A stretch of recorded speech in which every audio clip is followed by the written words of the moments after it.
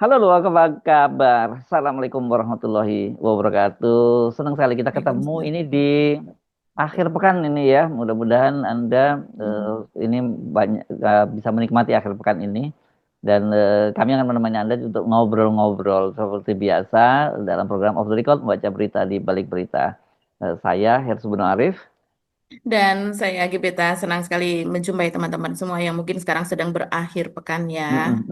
Dan berakhir pekan mungkin sambil lihat-lihat, iya ya kok beda ya fotonya Apa Pak nih? Jokowi gitu ya.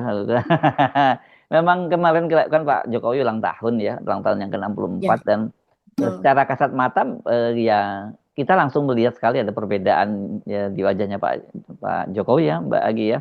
Kalau Sangat. yang Hmm. sebelumnya yang kita lihat itu bintik-bintik hitam gitu ya, bukan bintik Hmm. ya apa sih? Ya Flek-flek gitu. flek-flek hitam. Yang kemarin yang ini sebenarnya kita lihat nih. Ini jadi putihnya ya, putihnya meluas gitu ya Mbak ya. Ya. Betul, Mm-mm. ya. Jadi Dan itu ya, kalau kita ya. melihat sebetulnya Mas Irsu dari rekaman-rekaman Mas Irsu sering sebut embedded media, media yang Mm, melekat gitu mm, ya. Sebetulnya mm, mereka mungkin juga nggak mm, apa bukan wartawan gitu, tapi mm, mereka memang selalu memberitakan berita Pak Jokowi sehari-hari. Itu tidak ada foto atau video begitu Mas Irsu yang sangat jelas karena memang mm, mereka sepertinya sudah di setel begitu mereka untuk tidak zoom in gitu mm, ya mm, untuk mm, mm. untuk close up atau ekstrim close up. Assalamualaikum. Selamat ulang tahun kami ucapkan. Selamat panjang umur kita akan doakan. Selamat sejahtera, sehat sentosa. Selamat panjang umur dan bahagia. Pak, kata-kata harapan hari ini, Pak. Pak, kata-kata hari ini, Pak. Kata-kata hari ini, Pak. Sembuh, sembuh sehat ya Pak. Dari rakyat untuk rakyat Pak. Ya.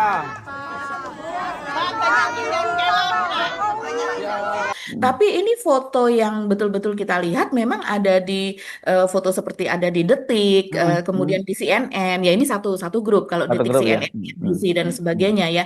mm, Tapi itu biasanya kamera kamera dari fotografer itu memang jauh lebih tajam. Dia bisa melihat kekontrasan gitu dengan mm. walaupun Pak Jokowi berdiri di belakang dari Bu Bu Iriana, Iriana, begitu kan ya Mas ya Herzl ya. ya, Mm, mm, mm. tidak Lagi rame tampil ke juga. depan Katanya seperti dilindungi biasanya. oleh Bu Iriana gitu ya. Tapi Betul, tapi justru dari kamera fotografer itu kita bisa melihat begitu bahwa memang perubahan wajahnya Pak Jokowi malah makin ekstrim ya. mm, mm, Kita mm. melihat sepertinya eh, makin parah begitu dari Ya makin sebelumnya parah. dan lebih parah. Dan memang Pak Jokowi ini kalau kita melihat Mm, susunan tampilannya, rundown tampilannya sehari-hari begitu memang sudah berbeda sekali Mas Ersu. mm. Jadi selama satu pekan terakhir ini dia sepertinya memang tidak tampak gitu, tidak muncul seperti biasanya yang keluar dari pagar gitu menyapa sengaja. Walaupun dia menerima juga masyarakat ke dalam, bahkan ke dalam rumah untuk berbincang-bincang atau di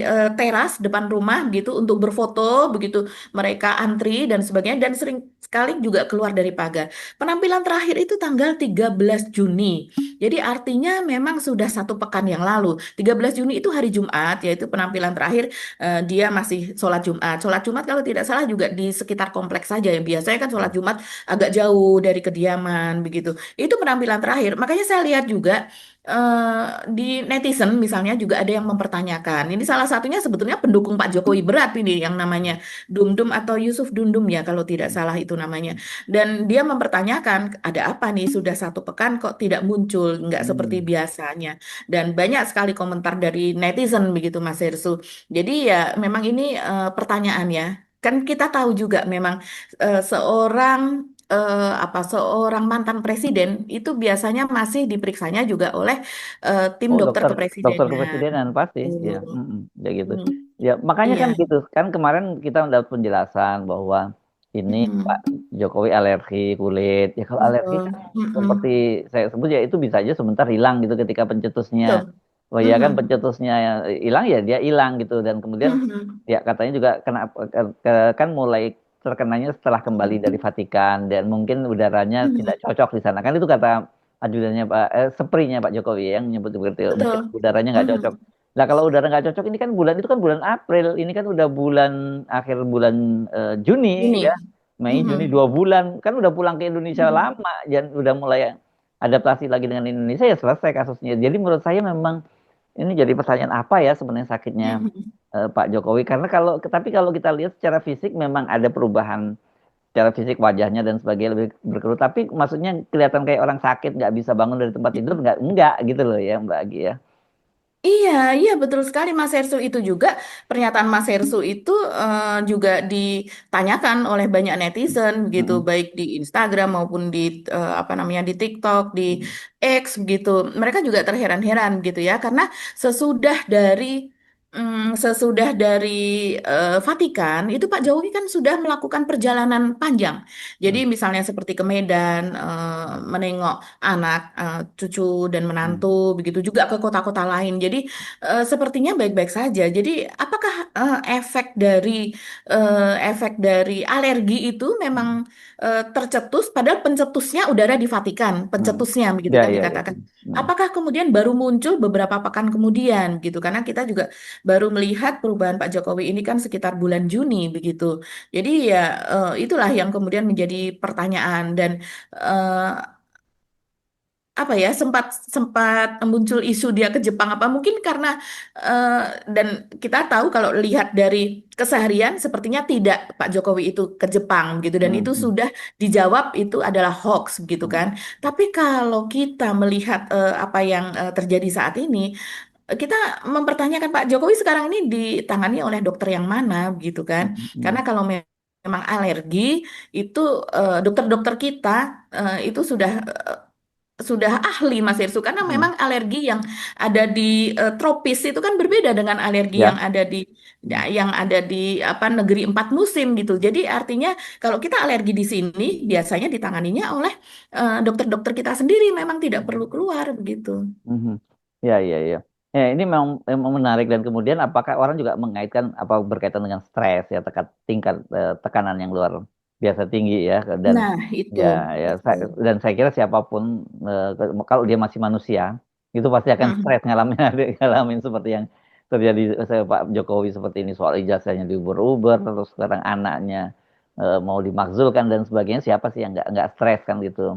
Mungkin itu kan juga dugaan-dugaan semacam itu gitu dan lebih menarik lagi kalau saya langsung maju sedikit ini berkaitan dengan kemudian Pak Jokowi kok tiba-tiba batal nyalon ketua umum PSI kan gitu padahal kemarin kelihatan cukup serius kan dan Mhm. kalkulasinya kita ngitungnya ya kemungkinan Pak Jokowi yang akan jadi ketua umum karena kalau diserahkan ke Kaisang kemarin aja dibantu bapaknya aja nggak bisa bapaknya masih jadi presiden nggak lolos apalagi kalau sekarang kan Kaisang kan sama sekali tidak punya apa ya nggak punya magnet sama sekali ya saya kira untuk kalangan bahkan di kalangan PSI kan banyak anak-anak muda-muda yang jauh lebih pintar di situ lebih punya segmen pasar yang lebih captive gitu ketimbang Kaisangnya sendiri gitu.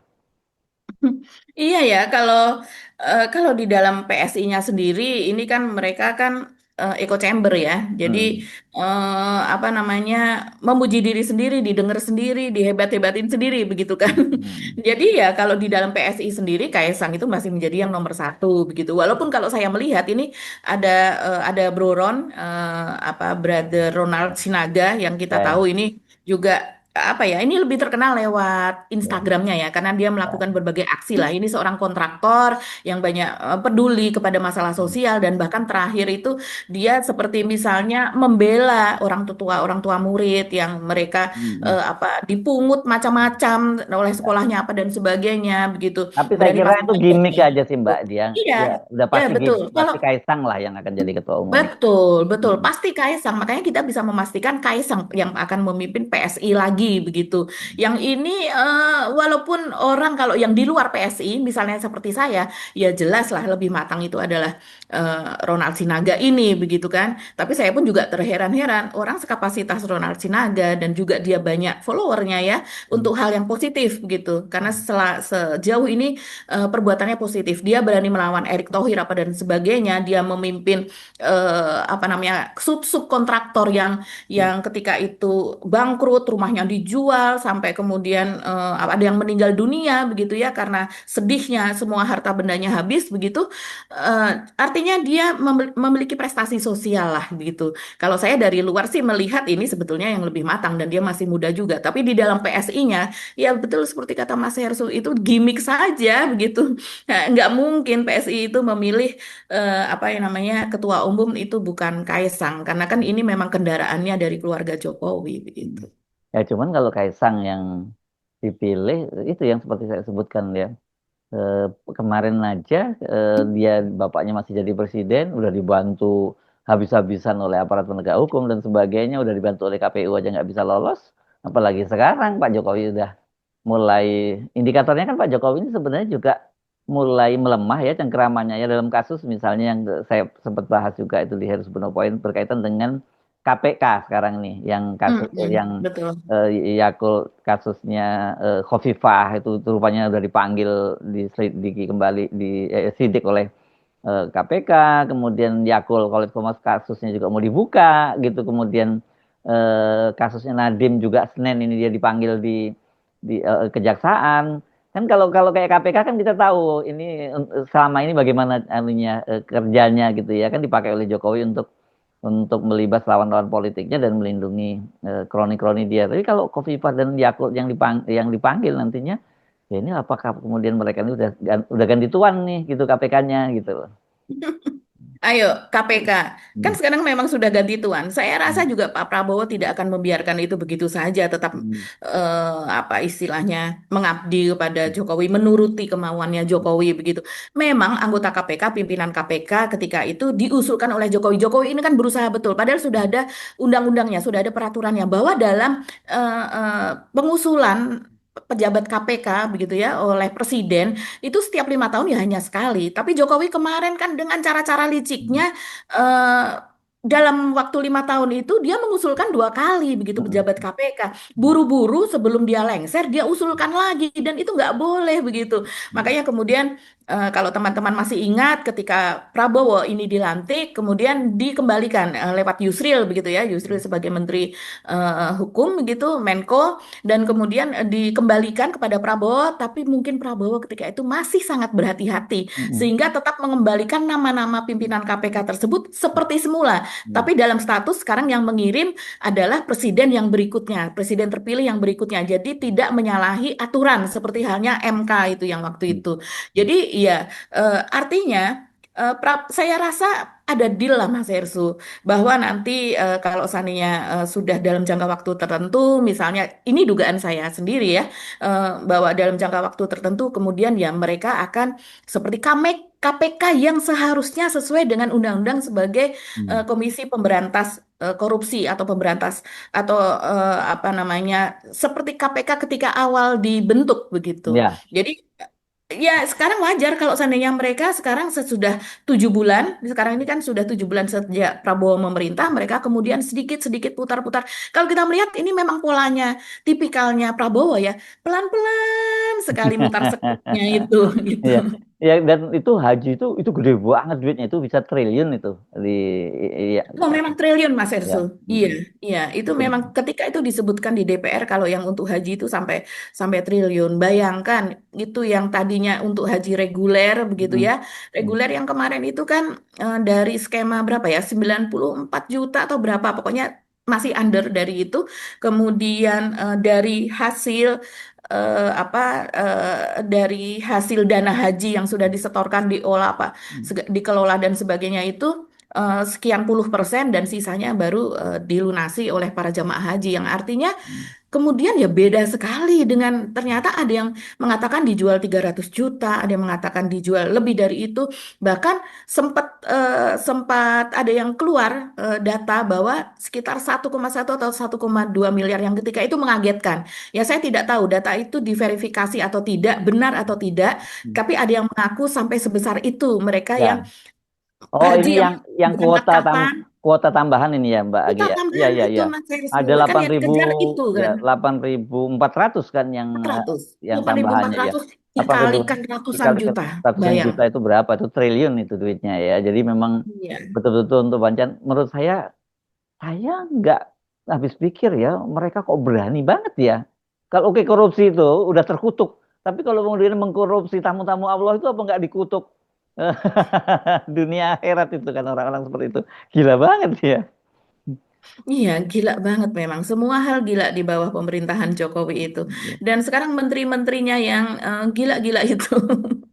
Itu sekarang semuanya menghadapi masalah kan Mas Hersu ya. Dan kita sebetulnya sudah menduga itu. Tidak hanya Yakult begitu yang kemudian dengan saudaranya Stakuf gitu ya. Ya Stakuf itu juga berorkestrasi kan mereka ini benar-benar berada di puncak ketika pemerintahannya Jokowi menjadi anak emasnya Jokowi karena Jokowi butuh suara NU apa dan sebagainya. Tapi kita lihat sekarang bagaimana sebetulnya Pak Prabowo juga cukup dekat dengan NU dan kemarin juga menggarap lah lewat tangan-tangan ini menggarap NU untuk meraih suara NU lewat Khofifah, lewat apa dan sebagainya di Jawa Timur, di apa namanya di Jawa Tengah juga. Tapi kan sekarang kita lihat Pak Prabowo ya tidak seperti yang dilakukan Jokowi dulu begitu menganak emaskan apa dan sebagainya begitu. Kalau kita melihat seperti ada Abdul Muti apa menjadi apa namanya menjadi menteri juga ada menteri yang lain lagi yang dari Muhammadiyah ya artinya memperlakukan sama begitu. Jadi ya sulit sekarang ya kedudukannya apa namanya antara dua bersaudara ini. Kalau kemarin Yaya Stakuf masih bisa melindungi apa cawe-cawenya dia dengan menggertak PKB, Caimin apa dan sebagainya yang akan membuat musyawarah luar biasa untuk mendongkel PKB apa dan sebagainya. Kalau kita masih ingat, ya sekarang kicep Mas Hersu. Jadi memang betul-betul kita kembali kepada apa ulang tahun Jokowi itu bisa tercermin dari karangan-karangan bunga yang sekarang ya apa namanya dikirimkan kepada Jokowi kalau saya lihat begitu. Jadi fenomena karangan bunga ini juga menarik juga Mas Hersu. Kalau kita lihat karangan bunga pada ulang tahun Jokowi yang ke-64 pada hari Sabtu pekan ini itu saya menantikan ada karangan bunga dari Zulkifli Hasan begitu ya, ada karangan bunga dari Erlangga, karangan bunga dari Tito Karnavian, dari Kalau Erlangga mungkin kali enggak deh. Kalau Erlangga pasti dia sakit hati iya lah. karena sudah didongkel ya. Iya, iya. Hmm. Iya, jadi mereka Pak Jokowi sudah berjasa begitu ya kepada karir mereka kepada apa? Mungkin kalau mereka saat ini tidak dipersoalkan oleh publik, tidak dipersoalkan oleh media begitu seperti kita, saya rasa mereka enjoy-enjoy saja kalau memang tidak ada kesalahan di masa lalu begitu untuk memberikan karangan bunga kepada Jokowi. Seperti misalnya SBY ulang tahun, SBY apa dan sebagainya itu karangan bunganya kan juga banyak sekali. Enjoy saja mantan-mantan menterinya untuk mengirimkan karangan bunga kepada SBY. Tapi kalau kita melihat siapa saja sih yang mengirimkan karangan bunga begitu. Saya melihat ini di artikelnya Roy Suryo, malah justru dia yang mengamati, mungkin mungkin melihat dari berbagai tayangan ya, Mas Roy ini. Judulnya adalah Ramai Karangan Bunga dan Kemunculan Jokowi KW, Fenomena Publik yang Perlu Dikritisi. Ini juga menarik juga Jokowi KW ini Mas Hersu. Tapi di dalamnya, di dalam tubuh beritanya itu ada nama-nama ini. Dari sektor swasta, tampak nama-nama seperti Deki Tirta Jayaningrat, ini swasta ya, Dr. Ali Markus, ini Mas Pion, ini sangat terkenal ya, apa namanya gimmicknya begitu, cintai produk-produk Ya, Indonesia gitu. cintai Dan produk-produk. kemudian iya, kemudian Prayogo Pangestu, Barito Pacific Timber, ya ini teman apa oligarki teman Pak Jokowi semuanya. Tommy Winata, Artagraha, sampai kemudian pendukung politiknya seperti Darmizal MS, ini ketua umum Rejo. Rejo itu relawan Jokowi ini sudah agak-agak sepuh kalau ini ya. Kemudian Boni Hargens, nah Boni Hargens ini menarik ini memang apa namanya Pak Jokowi berjasa besar lah terhadap karirnya dia. Dan kemudian ada Profesor Dr. Haji Paiman Raharjo. Coba kita lihat, seperti misalnya Paiman Raharjo. Ini dia ketua umum sedulur Jokowi ya, Ya, kita ya, ya. masih ingat. Dan wah, kerja kerasnya untuk apa menaikkan Gibran Jokowi sebelumnya juga sangat-sangat keras begitu. Dan dia mendapatkan hadiah menjadi komisaris di Pertamina Hulu Energi ini anak perusahaan dari Pertamina. Jadi memang yang mengirimkan bunga itu memang orang-orang ini begitu ya. Seperti Boni Hargens yang kita tahu dia kan juga menjadi sekarang ini menjadi komisaris di apa namanya Telkom Infra Mas Yersu itu juga anak Hmm. perusahaan dari Telkom begitu. Ini lumayan lumayan banget kedudukan ini begitu. Sebelumnya dia kan menjadi Dewan Pengawas apa Antara ya. Eh, itu juga cukup lumayan di sana. Terus kemudian dia dipindah tetap menjadi komisaris. Nah ini yang masih mengirimkan bunga tersebut kepada Jokowi. Sementara yang lain-lain gitu misalnya nama-nama pejabat coba kita lihat mengirimkan karangan bunga ucapan selamat ulang tahun adalah misalnya Kolonel CPM Sugiarto, ini Komandan Pomdam 4 Diponegoro. Kemudian ada nama Peri Warjio, ini Gubernur BI. Ini sedang saat ini BI juga masih terus ditelusuri itu soal CSR-nya itu. Dan kemudian Dr. Haji Bima Arya, ini Wamendagri. Wah, ini Wamendagrinya ngucapin Pak Titonya kok nggak kelihatan ya. Kemudian ada Tony Wenas dari PT Freeport Indonesia dan Duta Besar Singapura untuk Indonesia. Kalau itu sangat-sangat biasa lah dari dubes apa nggak berpengaruh terhadap politik apa dan sebagainya. Tapi ya kita melihat dari ini, jadi memang fenomena Pak Jokowi itu sudah mulai ditinggalkan. Fenomena bahwa Pak Jokowi itu sudah tidak apa ya, walaupun dia memiliki kekuatan materi, dia memiliki jaringan apa dan sebagainya, tapi ya sekarang orang sudah mulai meninggalkan gitu. Sangat berbeda dengan ketika kemarin habis Lebaran masih ada yang sowan-sowan ke sana dan kemudian dihujat, dibully, dipertanyakan. Sekarang sepertinya menjadi pelajaran besar Ya, bagi mereka itu. yes. Oke, ya dari sini kita bisa mengamati itu ya. Dan kemudian juga jadi pertanyaan kalau Pak Jokowi kemudian tidak jadi ketua umum partai, itu akan jadi apa? Mungkin Mhm. kita membayangkan mungkin ketua dewan pembina atau apa gitu ya, Mbak Agi ya. Tapi kalau kemudian dia memilihnya ya PSI ya ini partai kecil gitu dan bisa aja ini partai yang tidak akan masuk di parlemen lagi. Perkiraannya bisa seperti itu ya Mbak Agi ya.